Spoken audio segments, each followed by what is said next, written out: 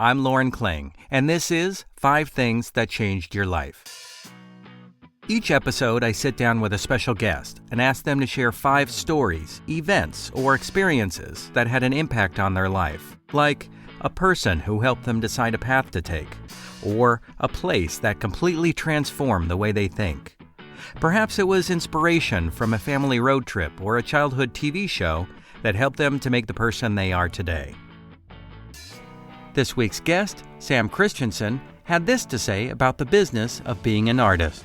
I think it's perfectly possible to maintain your full artistic integrity and also be concerned that the paintings sell, or there are butts in the seats, or whatever it takes to allow your art to move from one viewer to the next viewer to the next viewer so that the story is disseminated. Sam is a former casting director for Broadway theater, feature films, and television, including one of the most popular TV series of all time, MASH. Today, at Sam Christensen Studios in North Hollywood, California, and in classes around the world, he teaches the Sam Christensen Process to thousands of actors, artists, entrepreneurs, community leaders, and CEOs. As a graduate of the process, I like to describe it like this. Imagine you're at a job interview or a casting audition, and the person behind the table says, "Describe yourself." Totally not a loaded and dangerous question, right? What would you say? Since taking the class in 2011, I've been able to easily and confidently say, I'm an onion ring in a bag of fries. Can't get more clear than that.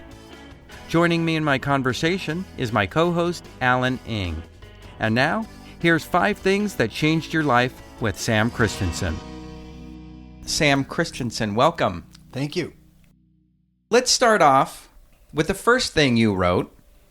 You said the most influential single moment in your life. You said Mrs. Whitman, your 5th grade teacher, in an after-school meet, told you that you had leadership potential and that if you worked hard, you'd make a great vice president. Yeah. And for years, it haunted you as a second best sort of characterization. But it did change your life. So let's go back to 5th grade. Yeah, I was in 5th grade a long time ago during the 1950s. In the 5th grade, there were 3 sections in our primary school, and one of them was the accelerated class. Now, this is before that became, a thing that people had. It was just reputed that Mrs. Whitman got the smart kids and that she did special things. So, of course, I wanted to be in any place we did special stuff. And so one of the things that Mrs. Whitman did, there were, I think, 28 of us in class, and she would have a different student stay after school with her each day. It was sort of, you rotated. And in that time, she would talk to you about, projects you were doing, what an assessment of things. And I think it was the 2nd or 3rd of those meetings, she made this comment about leadership stuff, and I would make a great vice president and if I applied myself and worked hard. And so I left, I went home, I told my mom and dad, and they just kind of tilted their heads and went, oh, okay. And then slowly, as I began to grow up, it haunted me. It made me feel like, well, why couldn't I be president? What's the matter with me? That's the only thing I could get from it, was that I saw. So, of course, it just would come up in my thinking at the strangest times, when other kinds of things about accomplishment or things would come up. I would always go, well, of course, there's the fact that I'll never be the best. That was just there. And then as my life developed, the various things that I've done professionally and otherwise in my life, I realized that Mrs. Whitman was dead right. That I am an incredible support person, that the way I think is always about bringing the most out of somebody else, and that I wouldn't look like a great vice president because I would make sure the president looked good, sounded good, all of that stuff, and I'd feel absolutely fine doing that. I do not need to be, the one in the spotlight. So it actually changed my life twice. I mean, the first time it just made me feel, and I don't think it was a bad thing for me to feel like I had to work harder and that I wasn't just automatically the best. And then when I realized how right she was, it sort of validated a lot of stuff that I had done up till then, and I think of it all the time now in the work that I do now, because it's really part of what I do is just supporting people and being their best self. So that was, I was 10 years old, and it just has never left me in my entire 6 decades since then. Right. This one hit me because I've always thought of myself the same way as the vice president, or I'm number 2, happy to be your second choice. Right. Well, I wasn't so happy about it at first. Well, but then, it was such a realization. One day it just came to me in the middle of a class I was teaching that of course that made sense. And wow, what an amazing eye she had. It made me curious about what she told all the other kids after class that may have changed their lives like this one changed mine. Well, there was somebody that was probably, she said, you'd be a great secretary. Perhaps. So what do you think as a 5th grader you were exhibiting that? Well, I knew, when she said I had leadership stuff, I knew that, I knew that I could get kids around a project or get them excited about something. We published our own little newspaper on a ditto machine. We ran off I could get everybody to contribute articles. I knew I had that, and I think that's what she was observing, just underlining something that I already felt. But she definitely qualified what kind of leader. Yeah. But it sounds like it's a leader who also encourages other people to lead as well. And to excel, yeah. And to excel, right. Yeah. And as I said, it took me a while to figure that out. But, very often in my life when I'm up against something that I don't quite know how I'm going to finish, or I have a class that's more challenging than another group, that'll come back to me. Mrs. Whitman, and I would realize nobody better at being the support team than me, and it gets me through some tight moments. Interesting. Yeah. I find that interesting, that leaders, there's 2 types. There's the ones that these skills come naturally and they become like figureheads. Mm-hmm. Mm-hmm. But then there's that person kind of underneath who kind of, like you said, works at it, right, and understands what it takes to get to that point. And they're the ones who actually become the better teachers of that. Yeah, and sometimes we all know, just from history, we know Dick Cheney was running things a little bit more than maybe George W. Bush was, right. George Bush was the face of it, but, Dick Cheney was clearly, doing stuff underneath. Mm-hmm. Right. But it was a skill. Yeah. It was a skill that he had and ran with it. Yeah. So interesting. Exactly. All right.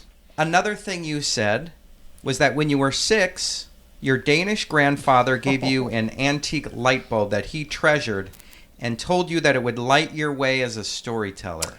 Yeah. Now, first of all, I have to tell you, in Danish, grandfather is called bestefar, mm-hmm. and so that's what I called him. And he was an immigrant farmer guy who settled in Colorado, raised 11 children, my father being in the midst of that gaggle. And by the time I knew him, he was actually younger than I am right now, but in those days he was old. He was, he got around. Anyway, one day he didn't want to go to church. Everybody was going, and the church was across the street. And everybody was going to the little Danish Lutheran church in this town where we lived. And he didn't want to go. He didn't want to limp over there. He was a very proud guy, and he was not walking as well as he used to. So, and I didn't want to go to church either for other reasons because I thought it was so boring. And so we were home together. And I was maybe, 6, 7. He said, I want to give you something. And as a kid, I said, okay. And he said, and I don't have anything. particularly to give you. I didn't buy you a present, but I just want to give you something. And I said, okay. And he said, now, first of all, I want you to know that I know you aren't Roger. Now, Roger was my cousin who was a little science nerd kind of kid and interested in all things scientific. So when he then reached down on this table and gave me this old light bulb, he wanted me to know that he didn't think I was the science kid who would be interested in that. Okay. He knew who I was. He got that. He gave me this light bulb, and it was an old antique light bulb. I mean, it was, at that point, it was a 1920, 25 light bulb, right, and it's still burned, right? It's still... So he gives this to me. I know you're not Roger, but here's what I think. I want you to remember me, and I want you to think... I want you to think of this light bulb as the light to light your way, because you're a storyteller like me. You're going to tell stories, and this is your light. And, again, I'll never forget that. That drives my life in a lot of ways. The odd thing about it is the fact that he needed to tell me that he knew I wasn't the other cousin. He knew it because he had 50 grandchildren. I mean, they were prolific, my aunts and uncles. So, he wanted me to know that I wasn't the kid that would be the obvious recipient. Right.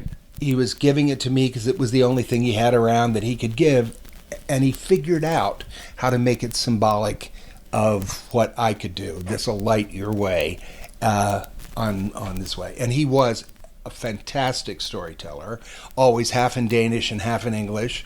But I think I did take after him. I think he saw that, and that was his way of... And did you know at 6, did you feel what he meant? Kind of like the same thing with Mrs. Whitman. Did you understand? Yeah.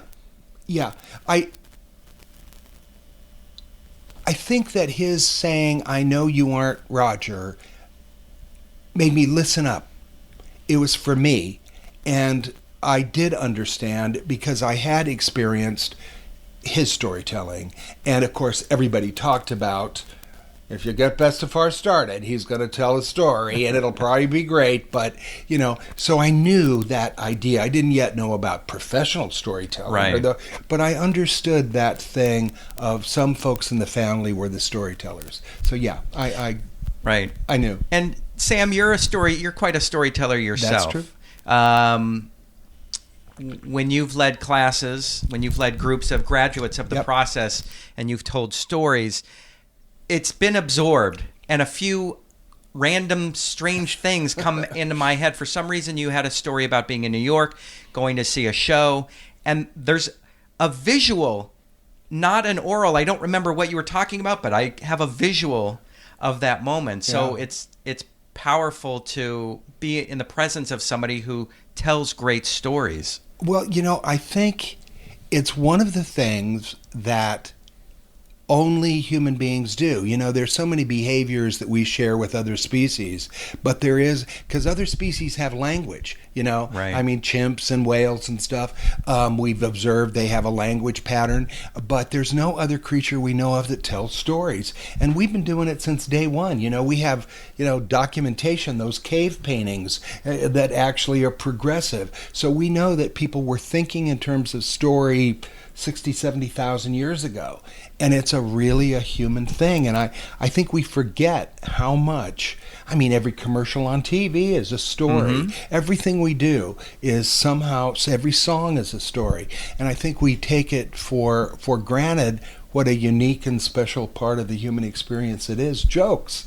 Jokes are a story that have a funny ending, right. And there's mythology and fables and gossip and all these ways that we use storytelling. And, it's why I love working with actors and writers and stuff who do it professionally. Yeah. And a couple people, the Oscars just happened, and there were 2 or 3 acceptance speeches where people talked about, we're the illuminators of the human experience. There were 2 or 3 speeches that referred to it. And I went, yes. Yay. It's interesting. Most people outside of the business don't see it that way, but they see actors as out of reach. As Sid Grauman says, he coined the term movie star because he wanted stars to feel that they were untouchable. Right.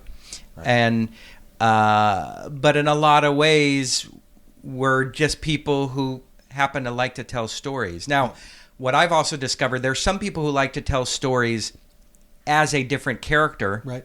And there's somebody like me who realizes I like to tell stories as me. Yeah. Well, the thing that has happened, there's a lot of significant developments, the close-up camera and television and reality television and all that.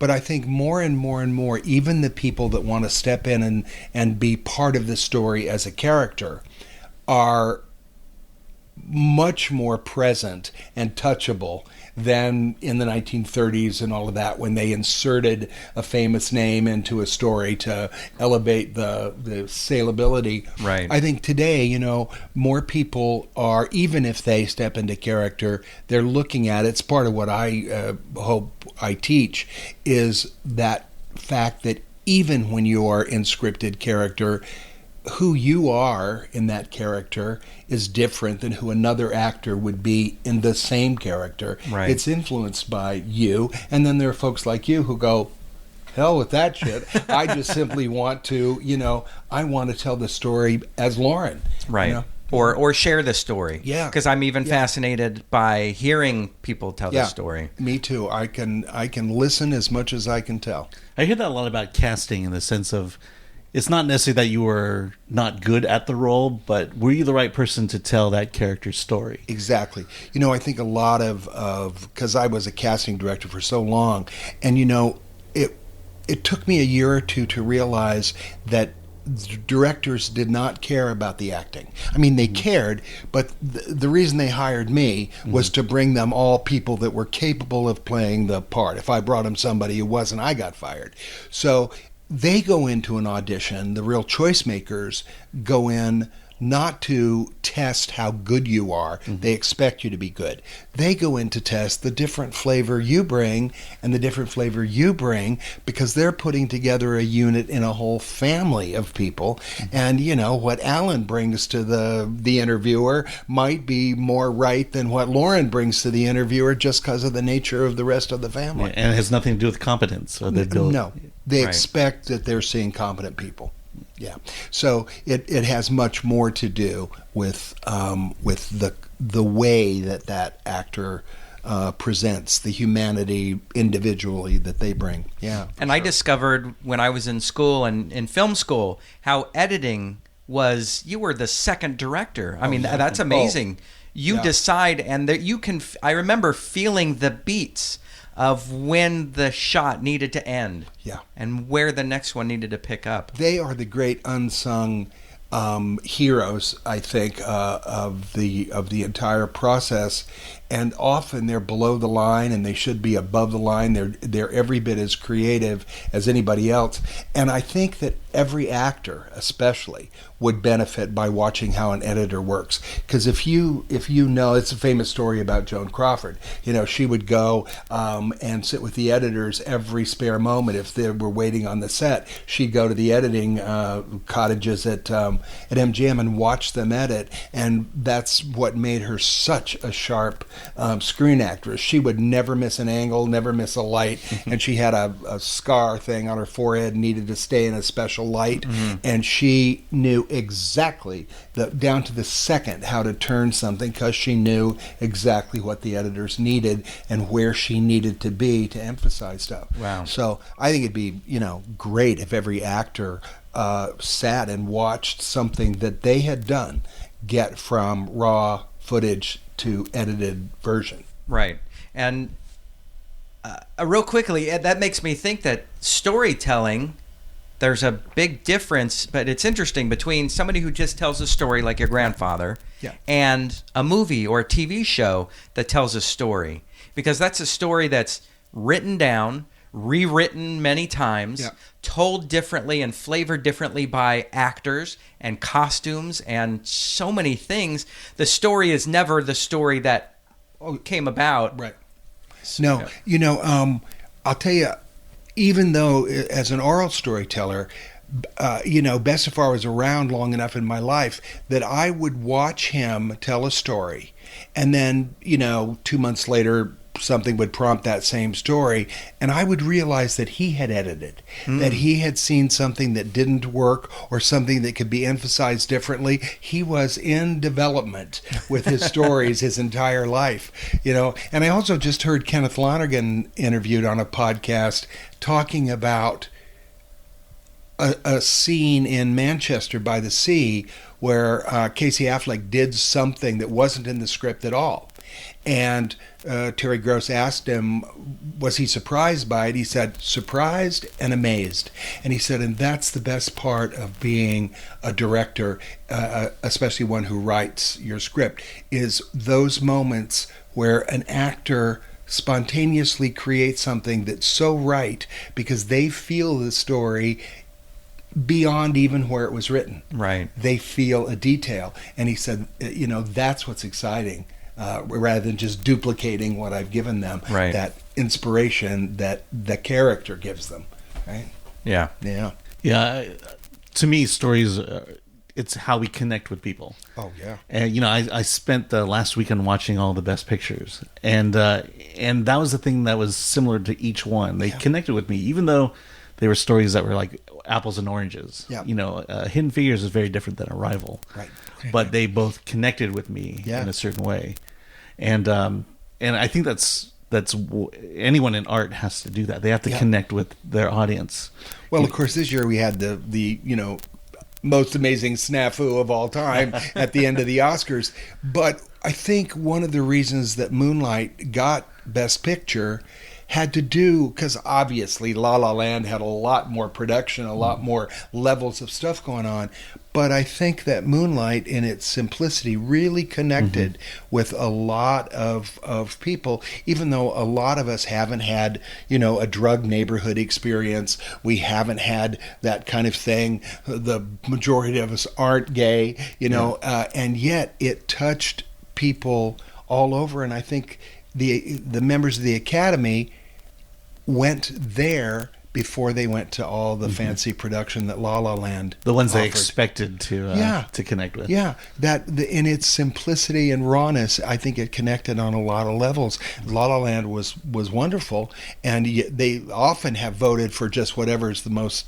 spectacular. But I think this time they often vote for very small, little, touching pictures as Best Picture. It's surprising sometimes. Great. All right. Another thing that you said. Yeah. Isaac Stern. Oh. As a young man in New York, you had the opportunity to meet the renowned violinist Isaac Stern. Almost accidentally, he taught you the most valuable lesson you've ever learned in show business. In certain ways, you owe your career to this chance meeting and his casual comment. Yeah. This is a long story, but when I was newly in New York, a friend of mine was personal assistant to a playwright named Lillian Hellman. And my friend was going on a vacation with her family, a long one, 6 or 8 weeks. And so she said, would you stand in for me? Because she knew I wouldn't steal the job. Right. So I was happy to do that. And Miss Hellman, every Friday night, would have something she called Salon. And those days, the theater started at 8:30. She would start this at 6 o'clock. People would come for a cocktail, and then a lot of people would go off to dinner. And it was pretty, it was Lillian Hellman, big place on Fifth Avenue. There'd be Jackie Onassis, and and I was essentially emptying ashtrays because everybody smoked in those days. And Isaac Stern was the guest, and one of the guests, and he was sitting on a couch, and Miss Hellman let me wander around and let me mix to a certain extent, as long as I washed the ashtrays. And so I'm sitting on the arm of this couch, and he was talking to Mary Martin. And he was telling this story about a concert in Boston and arriving, and the local promoter picked him up at the plane and had the Boston paper for him, and Mr. Stern is flipping through the paper and gets to the entertainment section, and he says, "Excuse me, there's no ad for the concert. What's the problem?" And the young promoter said, well, Mr. Stern, we've been sold out for 6 weeks. Why would I waste money on an ad? And Isaac Stern reported saying to the young man, are we sold out next year?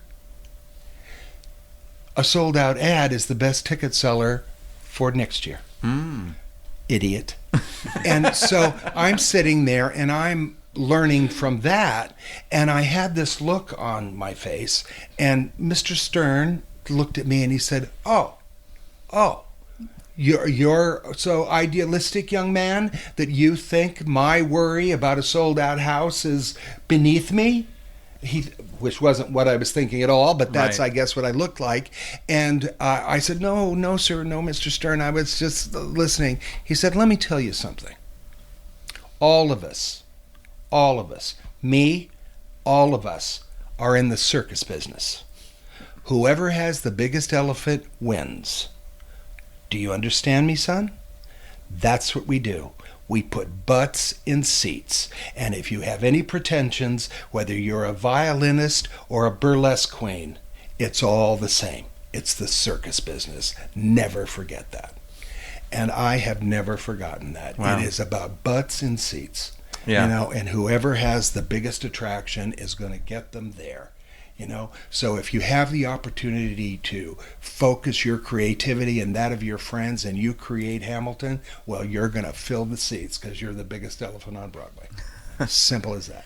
How do you marry the creative mind of an artist with the business, let's get butts in seat, I will drop you like a rock business, Because I think that Mr. Stern's message to me was get over it. What allows us to be artists is that people can appreciate the story, that can appreciate great art. Okay. If there are no butts in the seats, what are you going to do? Art by yourself in front of the bathroom mirror? I think it's perfectly possible to maintain your full artistic integrity and also be concerned that the paintings sell, or there are butts in the seats, or whatever it takes to allow your art to move from one viewer to the next viewer to the next viewer so that the story is disseminated. And, that's how I took that lesson. And that's, when I got over myself in terms of, because my background was a lot in Shakespeare. I had certain pretensions about what literature was, and it really brought me down to, learn something. If something is filling a theater, there's a reason for that. And that reason may not be of the highest intellectual, content. And yet, why are people there? What is it that makes them want to have the story in that form? I think we waste a lot of our potential with those pretenses that we aren't in the circus business. Essentially, we're Right. all selling peanuts, The only thing I know of Hamilton is it's the show no one can get tickets for. Right. Right. Well, I'm lucky enough to have seen it a couple of times, and there is a reason. There's a real reason why it is. It's a groundbreaker in terms of old musical style and new rhythms in American musical style. It's just, it's pretty much as genius as everybody acts like it is. Yeah, wow. And it helps the tour that comes out here for those of us not in New York. Oh yeah, yeah. No, and it's get a ticket. You'll love it. And also the fact that Lin-Manuel, beneath wanting a hit show, all those other things, he's the son of teachers, and he saw this opportunity to teach a really important piece of American history in a way that kids could hear it. Mm-hmm. And Alexander Hamilton, about whom the show revolves, is such a key pivotal figure and a sort of forgotten one. And he took on a duty as well as telling the story. Yeah. It's an interesting thing, I get very frustrated. I was raised on old movies just because that's what was on late night television when I would sneak up and watch TV after my parents went to bed. And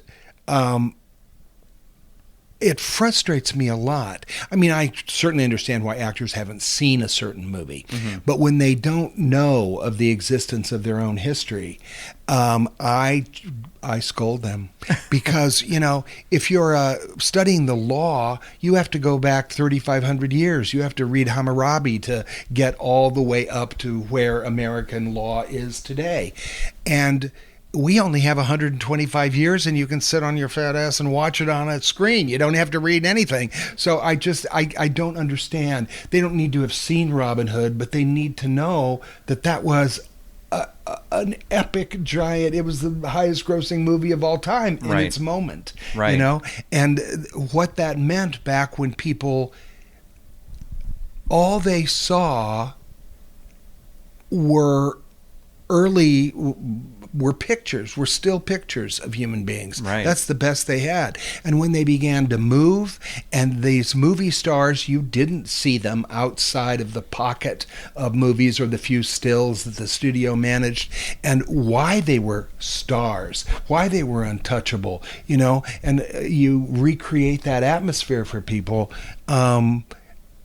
There's a way that we got here. And I think that when acting professionals or directing or writing people don't know what shoulders they stand on, it makes me crazy. Not that they should be reverent about it, but it's just like, how did I get permission to do what I do? How did style develop? Or that how makes was me the new exploiter of that style, or at least and the innovator. How was this story told in the past? Yeah. Am I telling a story that was told, and why am I telling it differently? So because some of me thinks, is it just reverence? Come on, you got to know history because I learned it. But there's more to that. Yeah, it's just like people who don't know American history. I mean, I know history can be dull and all the dates and all that stuff, but if you don't know how we got here, this amazing story, then you miss some of the benefits. Right. Talking about stories and telling history, the next thing you wrote was The End of MASH, the television series. Now, let me read what you wrote about the end of, but I also want you to discuss why the show was why it was created. But what you wrote, The End of MASH, you were casting director for the TV series. You said, undoubtedly, your most noticeable accomplishment in your career in the 9 years you spent casting the TV show. When it wrapped after 10 seasons, you realized you never had a comparable assignment, and you actually quit casting to start an entire new track in your professional life. Yeah. But go back and tell us why did this story need to be told? During the first years of MASH, we were in the very end of the conflict in Vietnam. And a lot of people in liberal Hollywood were opposed to the war, and they were especially opposed to the attitude that got us into things like that. So MASH was first, as you well know, a film, and it was unbelievably successful, a director named Robert Altman, and it was a small film. People didn't expect it to be quite as successful as it was, and then it was, and CBS agreed to make it into a series. And I think the reason that most people down deep wanted to be a part of it was a feeling that it was a way to communicate to the American public what these wars were really about. And that mostly who got killed in these wars were kids. Young GIs, young nurses, young Marines, young sailors. Kids. And I think the people on MASH, the creators certainly, Alan, Alda certainly, all the people involved, down deep, that was what they were doing, was creating this canvas of wartime comedy to let people really appreciate the sacrifices of the people who were there and the idiocy of the policy. And so that always ran underneath. Besides, we were atop after year 2, we were the top show in America, all that kind of stuff. There was all that hit show thing. Alan was voted the sexiest man in the world, things like that. Crazy. He thought it was crazy. But all of that notoriety, I think underneath was driven by a desire to just move the mind of the average American to oppose this kind of conflict. Got it. And then for you as the casting director, you had the opportunity to direct, to determine who... the flavor, who was going to flavor the show? Yeah, to a certain extent, of course. My biggest job was to find these young actors that were going to get killed on the show because, they got killed. We couldn't have them back. So this constant flow. And these were people whose resumes would be, a year too long because they were 19, 20, 21 years old. They didn't have deep resumes. And yet they had to go on a set and hold their own with Harry Morgan and Loretta Swit and Alan Alda, Mike Farrell, and David Ogdenstier's people on that show. So that was a real trick, to find kids that were solid enough, confident enough, good enough to go do that. And then I also got to cast, other kinds of folks who were the older pieces of the puzzle too. Right. And very often that's where I got to, at one point, there was a Broadway star in those days that you may know, Gwen Verdon. She was a great musical comedy star, starred in many, many shows. And I just thought she'd be perfect to play this one nurse. And they just said, the singer-dancer lady? I said, just trust me. Trust me on this one. Right. Fly her out here. Let her play this head nurse. And it worked great, and they never stopped thanking me. And she brought a flavor that nobody else could bring to it. So that was exciting sometimes to insert some flavor into it that might not be expected. Wow. Yeah.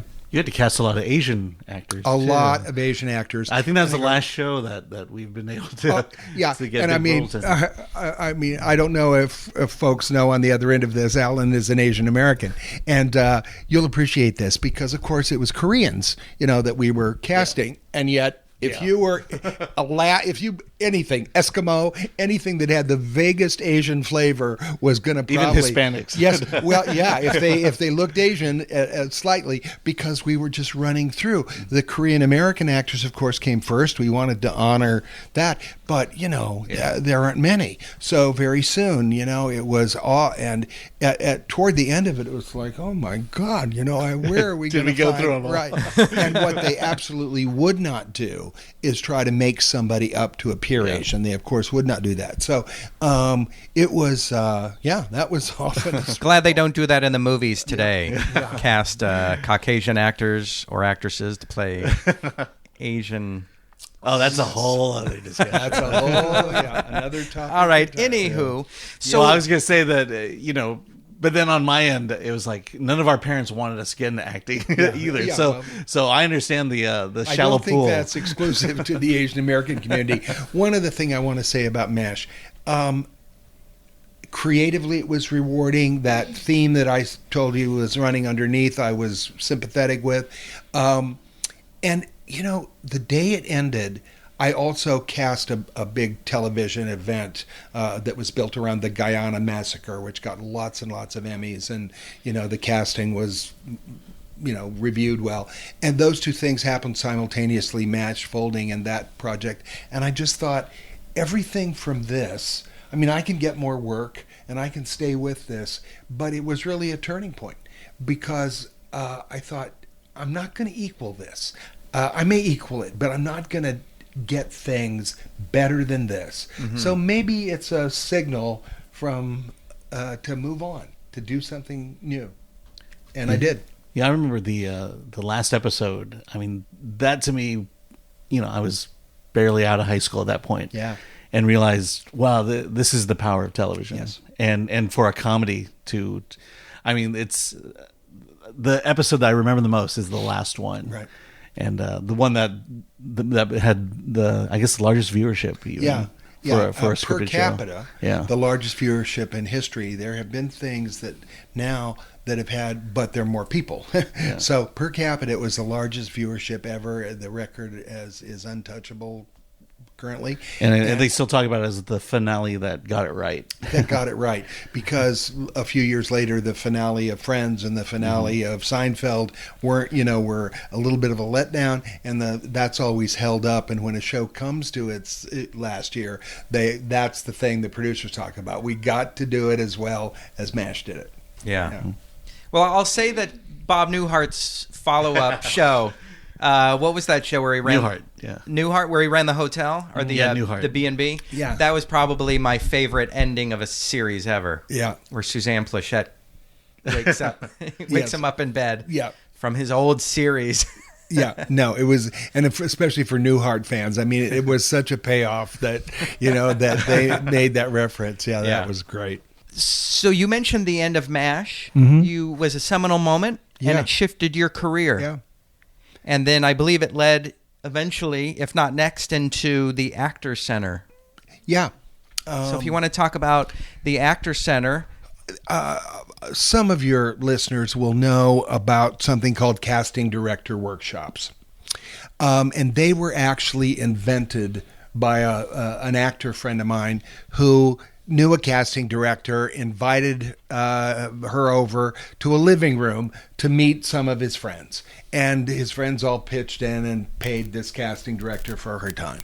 And then he did another one, and pretty soon Mike was in the business, because besides being an actor, he was a real entrepreneurial kind of guy. Mm-hmm.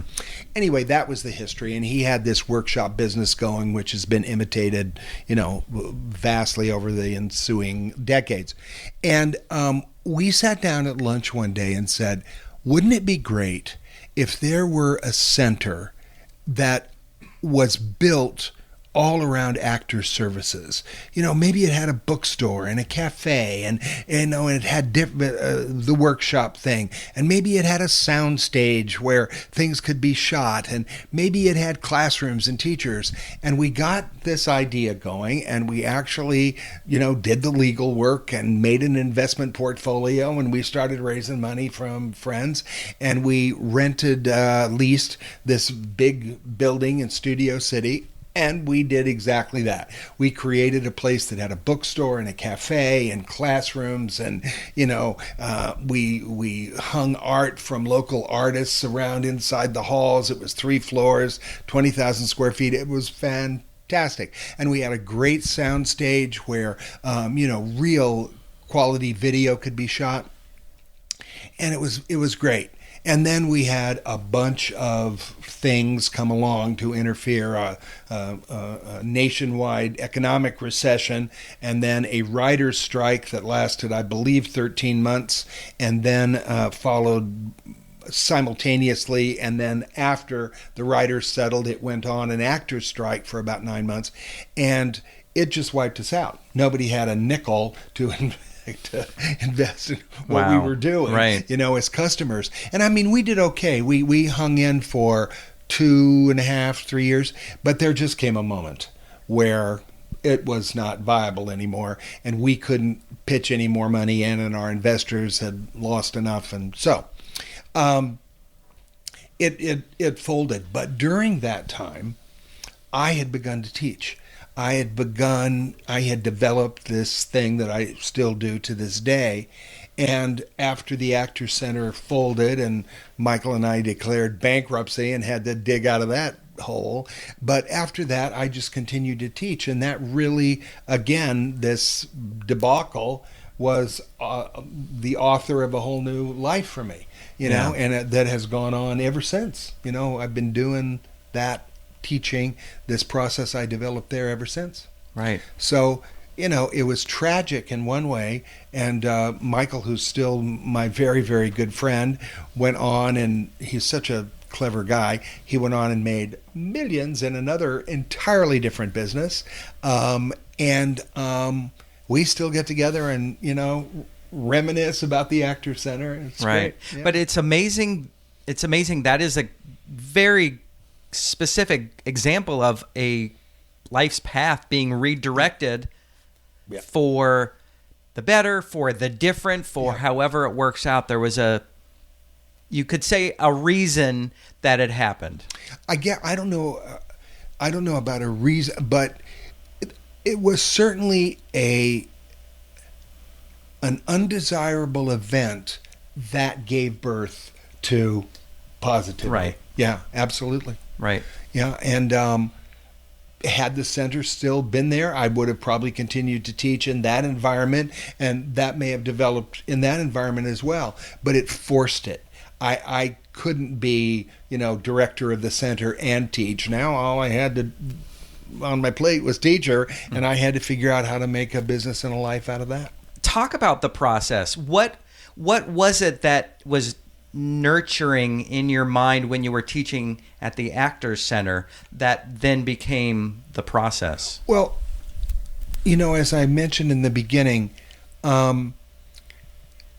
it would happen a lot when I was casting MASH.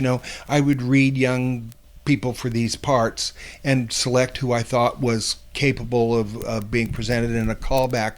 And very often I would try to help those guys a little bit, because for some of them it was their first big audition even. So I would sit and I'd listen, and they'd be acting away, and I'd say, what you're doing, what you're bringing to it, your understanding of the role, it's real good. I said, now, hang on to all of that, but just be yourself. And whenever I would say that, I would see this, blank look come over their face, because it's nonsensical. What else could they be? What did that mean? What were they supposed to add? They never understood it. I never could figure out why. I knew it wasn't useful, and yet I also knew it was the only thing to say about what they needed to do, but it didn't click. And so later, in my progress, after giving that advice so often, realizing that it's given in all sorts of ways. I mean, your kid's going to the prom and you say, don't be nervous, just be yourself, honey, it'll be fine. We give that advice to people all the time. And I finally figured out why it doesn't land. And when I figured out what the problem to solve was, I then went about creating a process that would solve that. Right. And I'm among those millions who wonder what it means to be yourself. Yeah. What that actually means. Just be yourself.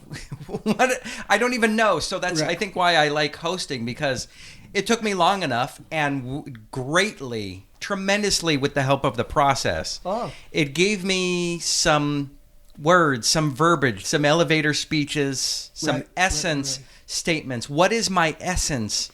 Right. How do you describe yourself, rather than I'm 5 foot blank, I have blank color.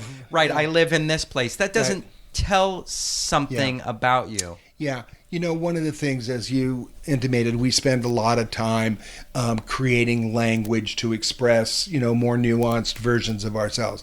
But the thing that is underneath all of that is that as people do that, I refer to this problem that exists that makes being yourself challenging.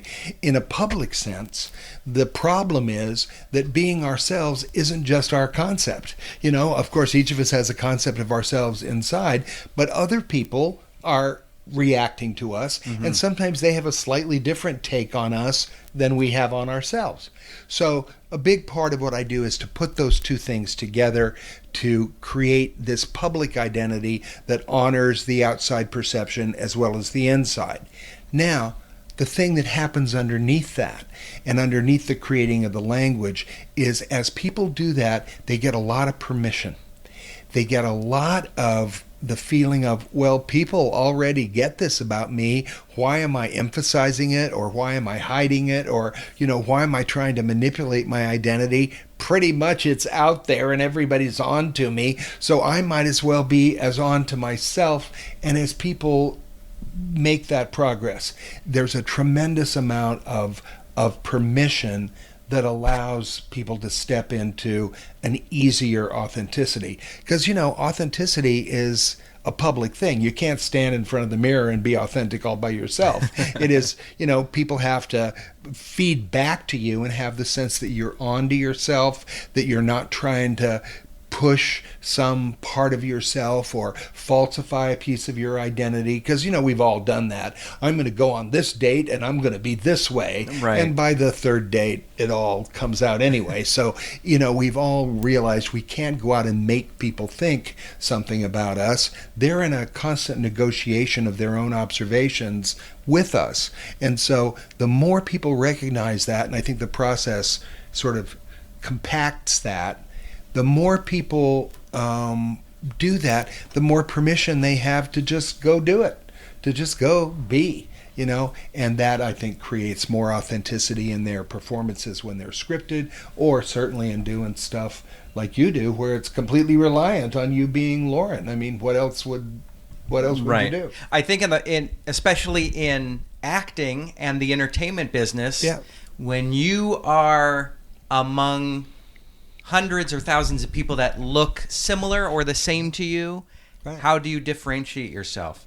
On the other hand, somebody like me, I look unique, I sound unique. That took me a while to get comfortable with that. Yeah. Part of the process was learning that while everybody came up with funny, strange things about me, one of them was a bowl of nuts on a bar. Yeah. That's what somebody said.